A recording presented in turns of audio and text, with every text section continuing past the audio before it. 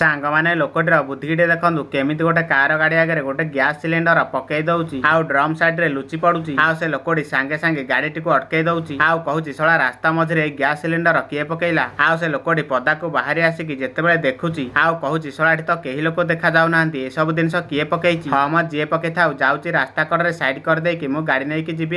ଆଉ ସେ ଲୋକଟି ସେ ଗ୍ୟାସ ସିଲିଣ୍ଡରକୁ ସାଇଡ କରୁଥିବା ସମୟରେ ସେ ଲୋକଟି ଯାଇକି ତା ଗାଡିଟିକି ଖୋଲିକି ତା ଭିତରେ ପଶି ଯାଉଛି ଆଉ ସେ ଡ୍ରାଇଭରଟି ଏସବୁ ଘଟଣା କିଛି ବି ଜାଣି ପାରୁନି ଆଉ ରାସ୍ତାରୁ ସବୁ ଜିନିଷ ହଟେଇକି ଗାଡି ଭିତରେ ପଶି ଯାଉଛି ଆଉ ଗାଡିଟିକୁ ଷ୍ଟାର୍ଟ କରିକି ନେଇ ଯାଉଛି। ଆଉ ସେ ଲୋକଟି ଏମିତି କିଛି ବାଟ ଗାଡି ଚଲେଇକି ନେଲା ପରେ ଗୋଟେ ସିକ୍ୟୁରିଟି ହାବୁଡରେ ପଡୁଛି ଆଉ ସେ ସିକ୍ୟୁରିଟି କହୁଛି ତମ ଗାଡି ଚେକିଂ ହବ। ଆଉ ସେ ଲୋକଟି କହୁଛି ଆରେ ଭାଇ ମୋ ଗାଡିରେ ତ କିଛି ନାହିଁ କଣ ଚେକିଂ କରିବ। ଆଉ ସେ ସିକ୍ୟୁରିଟି କହୁଛି ଆରେ ଭାଇ କିଛି ଥାଉ କି ନଥାଉ ଯାହି ହେଲେ ଚେକିଂ ହବା କଥା ହବ। ଆଉ ସେ ଲୋକଟି କହୁଛି କର ଚେକିଂ କିଛି କଥା ନାହିଁ। ଆଉ ସେ ସିକ୍ୟୁରିଟି ଯେତେବେଳେ ଗାଡି ଭିତରେ ଦେଖୁଛି ଗାଡି ଭିତରେ କିଛି ବି ନାହିଁ ଆଉ ଯେତେବେଳେ ଡିକିଟିକୁ ଖୋଲି ଦଉଛି ଏ ଲୋକଟି ମିଛୁଟାରୁ ହାତ ଗୋଡ ବାନ୍ଧିକି ବାହାରି ପଡୁଛି ଆଉ ମିଛୁଟାରୁ କହୁଛି ସାର୍ ସାର୍ ଏ ଲୋକଟି ମତେ କିଡନାପ କରିକି ନେଇ ଯାଉଥିଲା। ଆଉ ସେ ଡ୍ରାଇଭରଟି କହୁଛି ଏ ଲୋକଟି ଯାହା କହୁଛି ସବୁ ମିଛ। ଆଉ ସେ ସିକ୍ୟୁରିଟି ଗାର୍ଡ ଗାଡି ଚାବିଟିକୁ ଛଡେଇ ନଉଛି ଆଉ ସେ ସିକ୍ୟୁରିଟି କହୁଛି 50,000 ଟଙ୍କା ଆଣିବୁ ତାପରେ ଯାଇ ଗାଡି କି ନେବୁ। ସାଙ୍ଗମାନେ ଡିକି ଭିତରେ ଆସିଥିବା ଲୋକଟି ଆଉ ଏ ସିକ୍ୟୁରିଟି ଦି ଜଣାଙ୍କ ଚୋର ଥିଲେ ସେଥିପାଇଁ ରାସ୍ତାରେ ଗାଡି ଚଲାଉଥିବା ସମୟରେ ଚୋର ମାନଙ୍କୁ ଟିକେ ଦେଖିକି ଚଲେଇବେ ନହେଲେ ଲୋକଟି ଭଳି ଫସିଯିବେ। ସାଙ୍ଗମାନେ ଯଦି ଠିକ କହିଲି ତାହେଲେ ଗୋଟେ ଲାଇକ୍ କରିଦିଅନ୍ତୁ ଆଉ କମେଣ୍ଟ ବକ୍ସରେ ୟେସ୍ ଲେଖି ସେଣ୍ଡ କରିଦିଅନ୍ତୁ।